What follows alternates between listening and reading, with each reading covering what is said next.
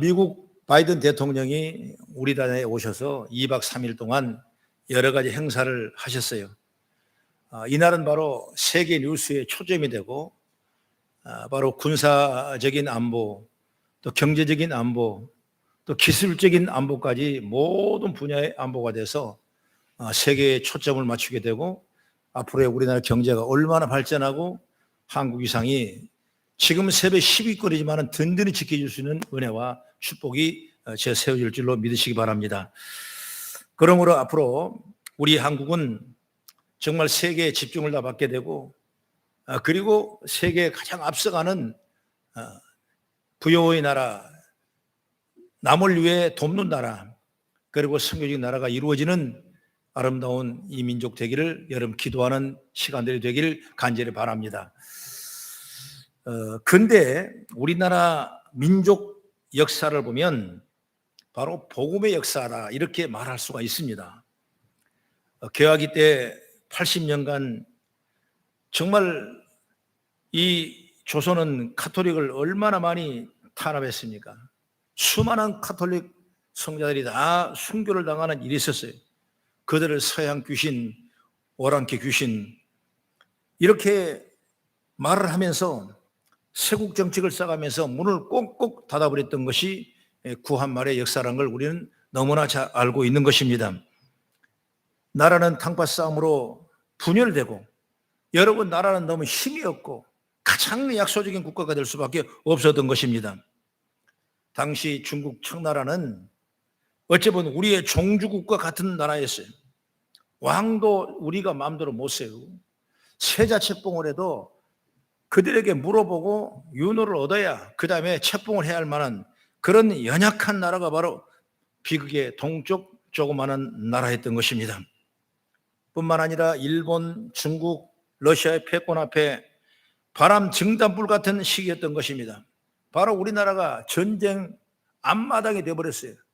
그들의 패권 때문에 이 적은 나라는 온갖 전쟁 속에 휩을 수밖에 없었던 것입니다. 용산 대통령 집무실 자리가 바로 러시아 군이 그리고 일본 군인이 그리고 청나라 군대가 본부로 사용했던 것이 바로 지금 용산 대통령 집무실 자리라는 걸 우리는 역사적으로 너무나 잘 알고 있습니다. 뿐만 아니라 여러분 일본 식민지 일이 36년간 얼마나 순교를 많이 당하고 핍박을 당하고 우리의 모든 정신을 개조해 나가는 그런 식민 통치를 우리가 받았습니까? 이런 불쌍한 나라가 어려운 나라가 바로 우리나라였던 것입니다. 그러다가 1882년 5월 22일 드디어 조선과 미국이 통상조약을 맺는데 조미통상조약으로 나와 있는 것입니다. 이 조미통상조약에는 바로 뭐냐? 서로를 왕래하자. 그리고 무역을 하자. 그리고 서로 상호를 인정하자.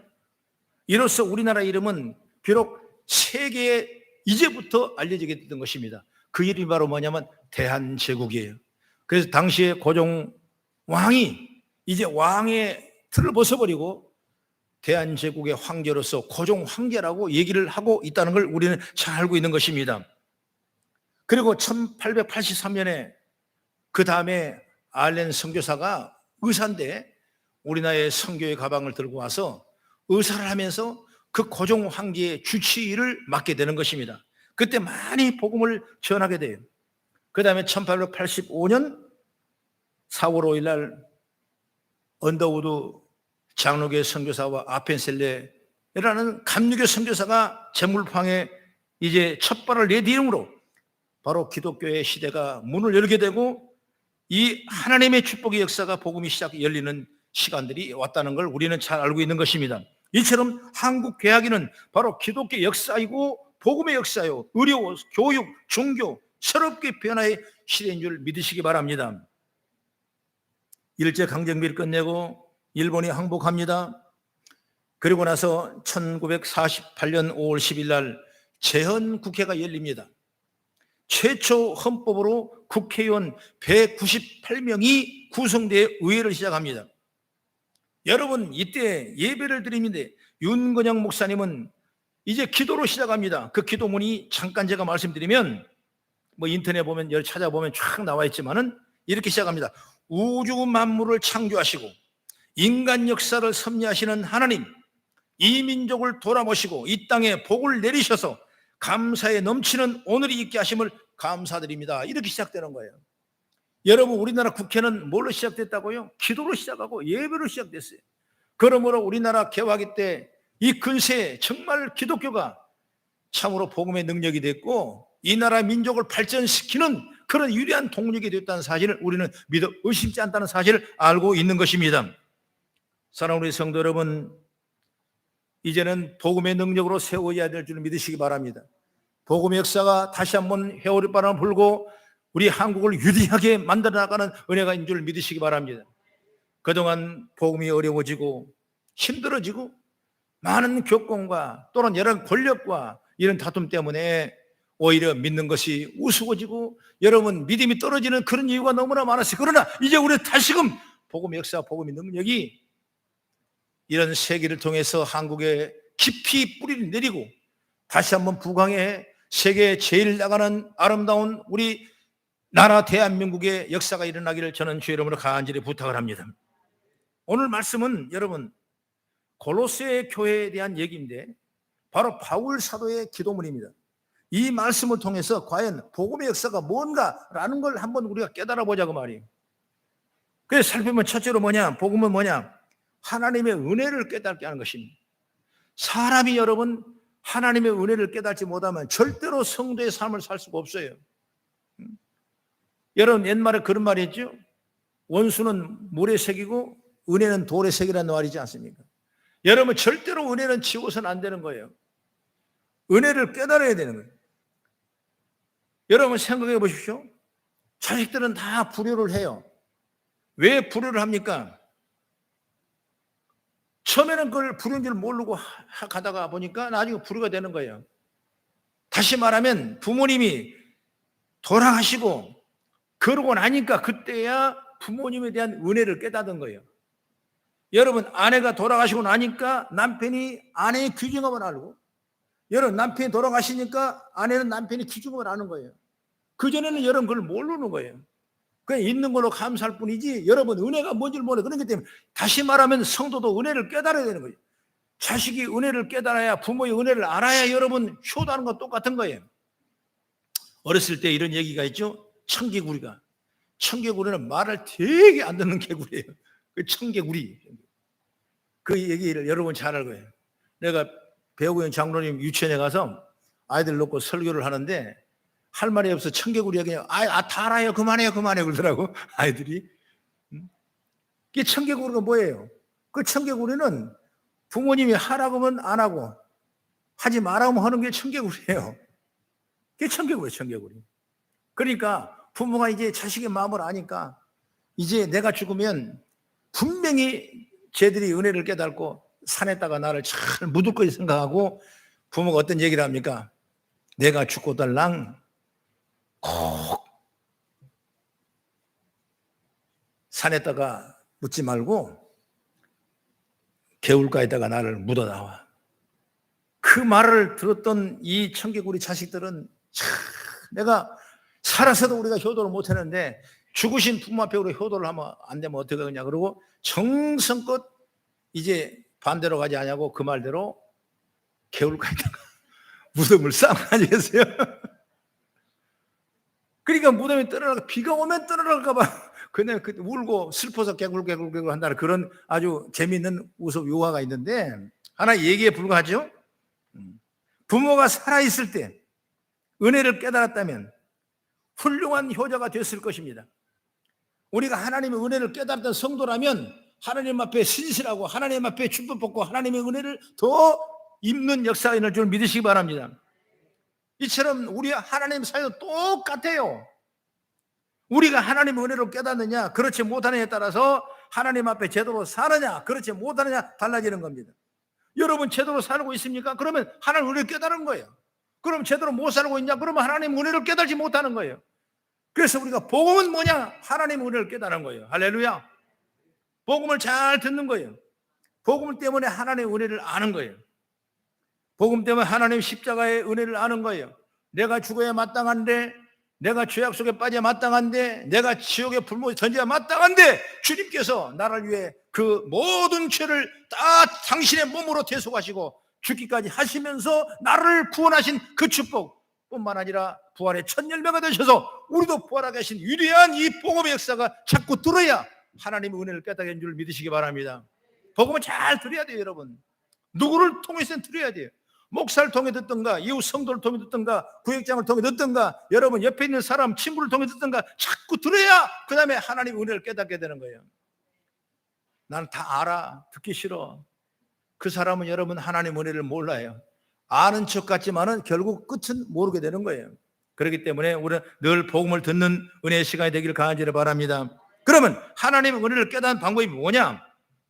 오늘 6절 상반절을 보니까 이 복음이 이미 너희에게 이름에 너희가 듣고 참으로 하나님의 은혜를 깨닫는 날부터 그랬습니다. 바로 복음이 골로새 교인들에게 이르렀고 그 복음으로 들으니까 하나님의 은혜를 깨닫게 됐다. 하나님의 은혜를 깨닫는 건 바로 복음을 듣는 데 있다. 이 말씀을 분명히 우리에게 말씀해 주고 있습니다. 우리가 감사한 것은 하나님은 우리에게 어려운 방법을 주시지 않아요. 고통을 주고 고행을 주고 아픔을 주고 얻는 고난을 주어서 나를 복음을 깨닫게 하려는 그런 하나님이 아니세요. 하나님이 우리에게 주신 방법은 아주 간단합니다. 그냥 복음을 들으면 되는 거예요.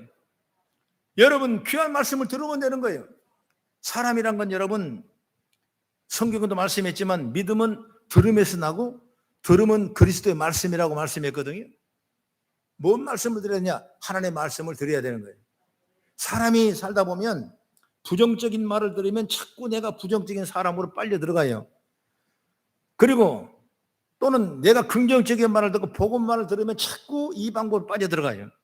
그렇게 되면 내가 뭘 듣느냐에 따라서 나의 삶의 시작이 다를 뿐만 아니라 여러분 결과가 달라지는 거예요. 그래서 여러분 정말 신약, 구약, 66권의 이 놀라운 보약이, 이 놀라운 축복의 약속의 말씀이 오늘 저 여러분의 끊임없이 들려지는 역사가 있기를 간절히 바랍니다. 부정적인 것, 안 되는 것 여러분, 좋지 않는 것 여러분, 세상적인 것 이건 우리에게 아무런 유익이 되는 건 아니에요. 그러나 우리는 일할 때든지 어느 곳에든지 여러분 하나님의 말씀 잘 듣고 그 들음을 통해서 하나님의 은혜를 깨달아서 믿음으로 승리의 삶을 여러분 가기를 간절히 바랍니다. 바울은 공부를 많이 한 사람이 하지만 그 많은 학식이 그로 하여금 하나님의 은혜를 알게 하지는 못했습니다. 오히려 많이 아는 것 때문에 예수를 믿는 사람을 박해하고 잡아가뒀습니다. 그 일에 얼마나 앞장섰는지 몰라요. 또한 바울은 출신도 좋았습니다. 그 가문으로 따르지만 베냐민 지파였습니다. 사랑받는 지파라고 그랬어요. 출신 때문에. 그러나 하나님의 은혜를 깨닫는 게 아니었습니다. 그런 출신의 자랑가는 오히려 하나님의 은혜를 보지 못하게 만들고 잠재가 되었을 뿐인 거예요. 그러면 바울이 하나님의 은혜를 깨닫는 건 언제입니까? 바로 복음을 들었을 때 하나님의 은혜를 알게 된 줄 믿으시기 바랍니다. 그래서 그 은혜를 깨달은 바울은 말이 뭐냐? 내가 가장 자랑스럽게 여기던 것, 내가 가장 귀하게 여기던 것, 내가 가장 사랑스러웠던 것, 그걸 나는 배설물로 여긴다고 그랬어요. 빌립보 3장 8절에 말합니다. 나는 8일 만에 할례를 받고 이스라엘 족속이요 베냐민 지파요 히브리인이요 율법으로는 바리새인이요 그러나 내게 유익했던 것을 나는 배설물로 여기라고 말씀했어요. 다시 말하면 뭐가 중요하냐? 복음이 중요하다는 거예요. 세상적인 위치와 여러분 경제적인 어떤 축복과 어떤 여러 가지 배경 이게 중요한 것이 아니라 내 복음을 들었을 때 그 복음을 통해서 내가 하나님의 은혜를 깨닫는다는 걸 믿으시기 바랍니다. 여러분 세상에 직분이 많으면 복음을 깨달지 못해요. 그래서 높은 자리에 있는 큰 정치하는 사람들이 복음으로 은혜 깨닫는 사람이 있으면 참 귀한 식구라고 생각해요. 여러분 우리도 마찬가지입니다. 정말 하나님 앞에 믿음의 지혜를 잘 받아서 복음으로 말미암아 하나님 은혜를 잘 깨닫는 우리 성도가 되어지기를 간절히 바랍니다. 로마서 1장 16절 한번 여러분 같이 보겠습니다. 로마서 1장 16절입니다. 시작. 내가 복음을 부끄러워하지 아니하노니 이 복음은 모든 믿는 자에게 구원을 주시는 하나님의 능력이 됨이라. 먼저는 유대인에게요, 그리고 헬라인에게로다. 하나님의 은혜를 깨달은 것은 내가 공부해서 되는 것이 아니고 잘생겨 되는 것이 아니고 뭔가 업적을 이루어서 되는 것이 아닙니다. 하나님의 은혜를 깨달은 것은 바로 순전히 복음의 들음어 이룬 줄 믿으시기 바랍니다.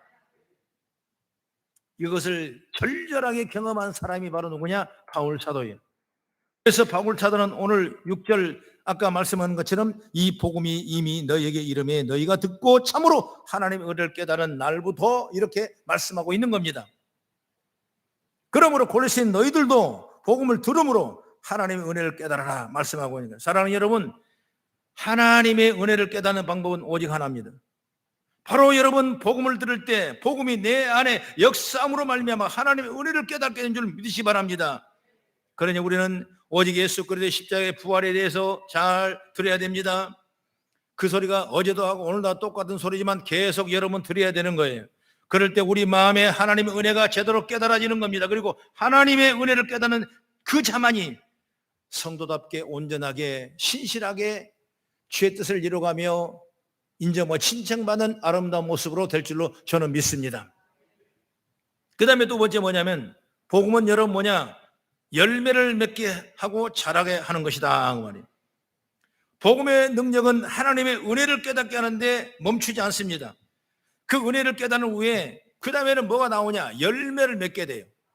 그리고 나서 그 다음에 자라나게 돼요. 6절의 중반절을 보니까 너희 중에서와 같이 또한 온 천하에서도 열매 맺어 자라는도다 이렇게 말씀하셨어요. 복음에는 여러분 생명이 있는 것입니다. 그래서 열매를 얘기해요. 생명 아니면 열매가 없습니다. 그래서 복음은 열매를 맺게 하는데 복음의 열매는 다양하게 생각할 수 있어요. 또 다른 믿는 사람을 열매 맺을 수 있는 것입니다. 너희 중에 마치 또한 온 천하에서도 열매를 맺는 표현이죠. 복음을 읽고 하나님의 은혜를 깨닫고 이 골로새 교인처럼 이들을 통해서 그들의 자신과 또 다른 사람들이 신앙으로 화답하게 되는 일이 있다는 사실을 믿으시기 바랍니다. 복음은 여러분 그걸 끝나는 건 아니에요. 여러분 생명이라고 그랬지 않습니까? 생명은 살아있다는 거예요. 살아있는 건 자라나게 돼 있어요. 그리고 열매를 맺게 돼 있어요. 이 복음의 역사, 이 생명의 역사, 이것이 바로 오늘 교회를 덮게 하고 여러분 신앙을 덮게 하고 여러분 믿음으로 서해 나갔을 때 오늘 여러분의 삶 속에 복음 때문에 수많은 열매가 넘쳐나기를 주의 이름으로 축원합니다. 그러면 우리는 어떤 자세를 가져야 되냐? 자신이 먼저 복음을 들어야 돼.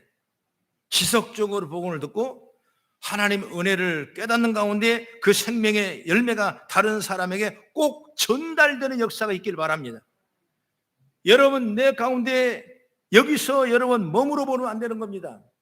여러분이 역사적인 배경을 잘 알겠지만 이스라엘 나라 보면 저 위에는 헬몬산이 있고 헬몬산 밑으로 흘러내리는 그 물줄기를 통해서 갈릴리 호수가 있어요.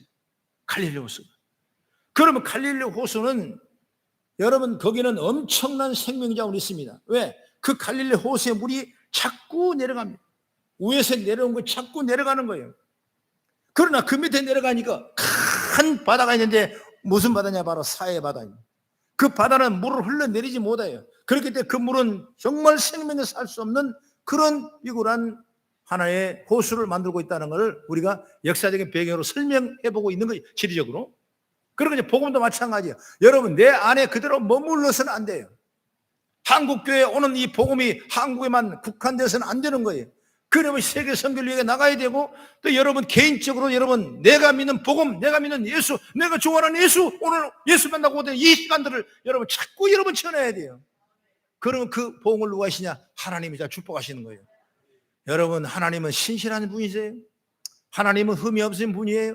하나님은 내 일을 아시면 하나님이 내 일을 해주시고 내가 하나님 하나 하나님 내 일을 해주신 은혜인 줄 믿으시기 바랍니다.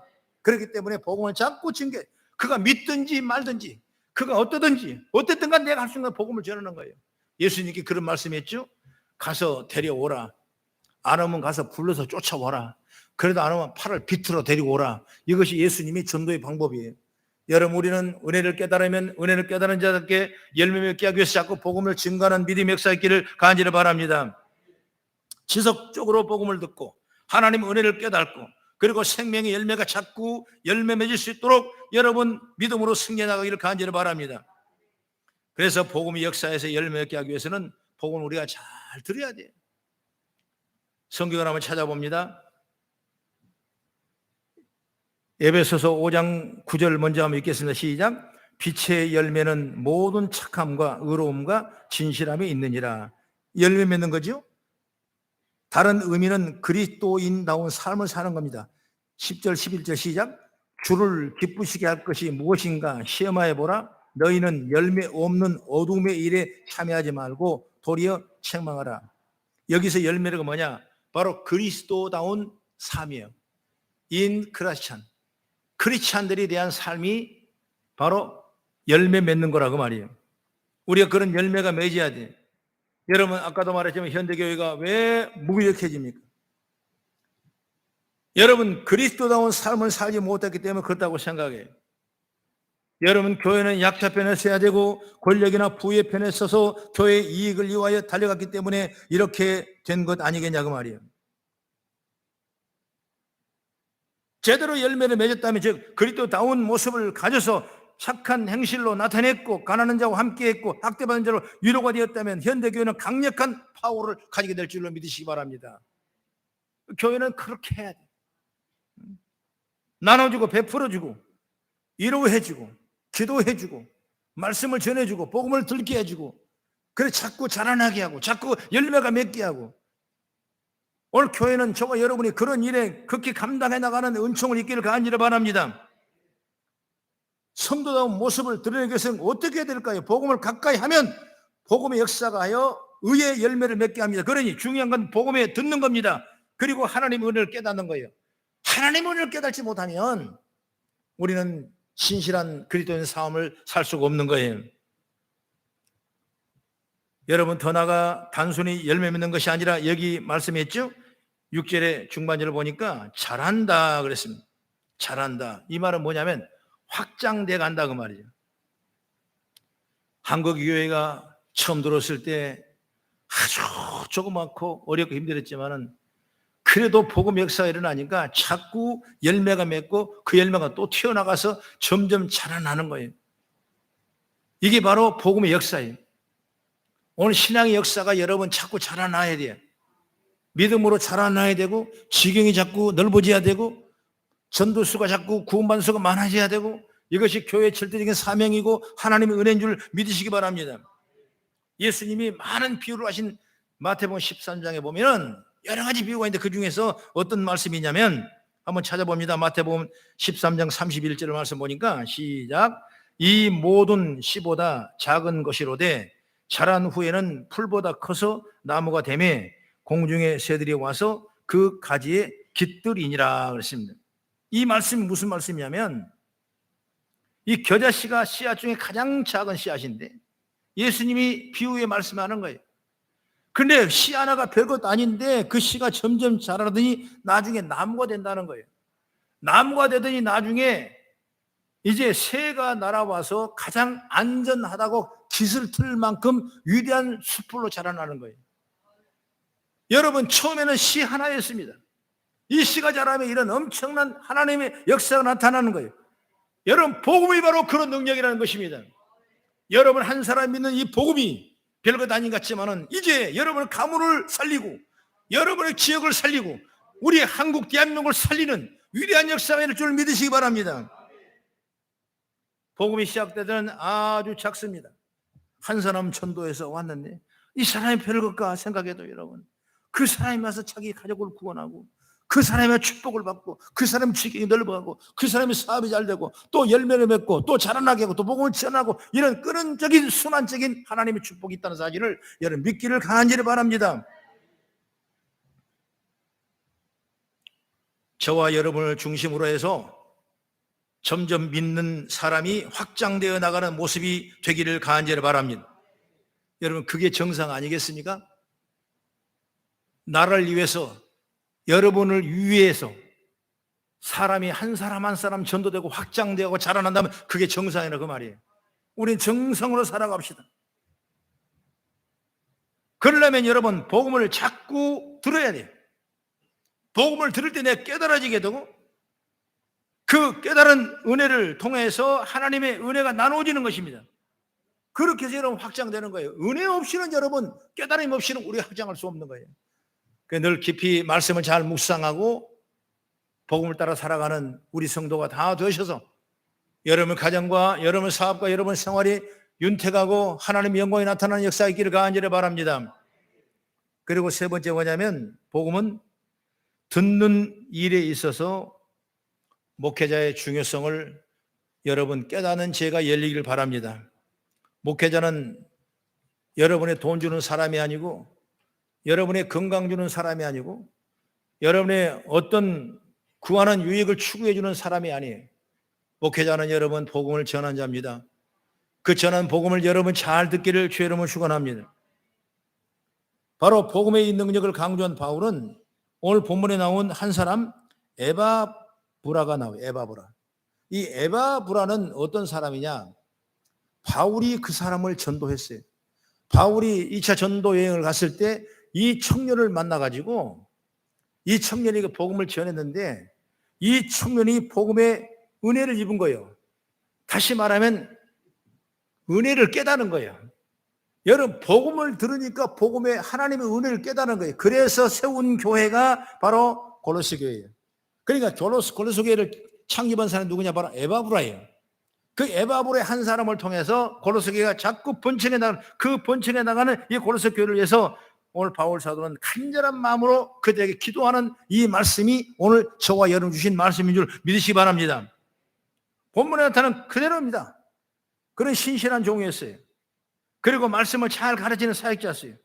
오늘 7절 8절 한번 보세요. 7절 8절을 같이 읽어보겠습니다. 시작. 이와 같이 우리와 함께 종된 사랑하는 에바브라에게 너희가 배웠나니 그는 너희를 위한 그리스도의 신실한 일꾼이요 성령 안에서 너희를 사랑을 우리에게 알린 자니라. 성령 안에 너희 사랑을 우리에게 알린 자래. 목회자가 하는 일이죠. 그리고 그 에바브라는 너희를 위한 그리스도의 신실한 일꾼이고 복음을 알게 하고 복음을 전하고 그 복음을 듣고 그들이 하나님의 은혜를 깨닫게 하는 그 귀한 자리가 바로 에바브라가 했던 자리인 줄 믿으시기 바랍니다. 우리는 이 땅에 교회라는 기관을 통하여 하나님의 복음을 듣게 되는 것입니다. 그리고 그 복음의 역사로 말미암아 하나님의 은혜를 깨닫게 된, 그렇다면 교회에서 복음을 전하는 자들이에요. 새로운 시각을 여러분 가져야 돼요. 그들과 함께 함을 통하여 복음을 더욱 풍성하게 듣고자 하는 자세를 가질 필요가 있다고 생각합니다. 하나님께서 골로새 교회를 위하여 에바브라는 좋은 목회자를 세우신 것처럼 지금도 각 교회를 통해서 지도자를 세우시고 끊임없이 여러분 교회마다 복음을 증가하고 그 복음을 깨닫는 은혜를 있기를 원하는 줄 믿으시기 바랍니다. 그렇다면 이것은 또한 여러분도 어떤 자리에서든 그 역할을 감당해야 될 줄 믿습니다. 여러분 가정이든 여러분 직장이든 아니면 친구를 사이에든 아니면 어떤 환경이든 여러분도 직접 좋은 사역자가 될 수가 있고 다른 사람에게 복음을 증가할 수 있게 되고 그 복음을 들은 사람이 하나님의 은혜를 깨닫게 되고 그 사람이 열매를 맺게 되고 그 사람이 그 열매가 믿음으로 자라나는 역사가 있는 줄 믿으시기 바랍니다. 사랑하는 우리 성도 여러분, 시대는 참 어려운 시대에 우리가 살고 있습니다. 물질은 풍부합니다. 여러분 부유하며 넉넉합니다. 그러나 우리 영성의 마음은 빈궁하고 가난할 때가 얼마나 많은지 몰라요. 이럴 때일수록 우리 심령에 뭘 채워야 되겠어요? 세상 물질과 세상 가치를 채우는 것이 아니라 복음을 가득가득 채워야 돼요. 그래야 하나님의 은혜를 깨닫게, 아하, 하나님이 그렇게 하셨구나. 여러분 우리 거성교가 24년 됐지만은 그때마다 하나님의 은혜를 깨닫게. 제가 지난주에 근속회 30년을 받았지만은 내가 신문사에 내는 원고에 보면 하나님의 은혜였다고 말하는 거예요. 하나님의 은혜였고 성도들이 나를 믿어주고 성도들이 나를 지켜주고 성도들이 나를 기도했기 때문에 30년 동안 내가 왔다는 사실을 내가 믿는구나 라는 사실을 나는 고백하고 원고를 올렸어요. 하나님, 여러분 주 안에 믿음으로 승리하는 저와 여러분 다 되기를 간절히 바랍니다. 여러분, 복음이 하나님의 능력임을 아십시오. 다른 게 능력이 아니라 예수 그리스도의 십자가와 부활만이 우리의 능력인 줄 믿으시기 바랍니다. 복음이 하나님의 은혜를 깨닫게 합니다. 복음이 우리로 하여금 열매 맺고 자라게 하는 놀라운 위대한 역사이기를 간절히 바랍니다. 그러니 우리는 복음 즐겨 듣기를 바랍니다. 여러분, 예배 나온 걸 어려워하지 마십시오.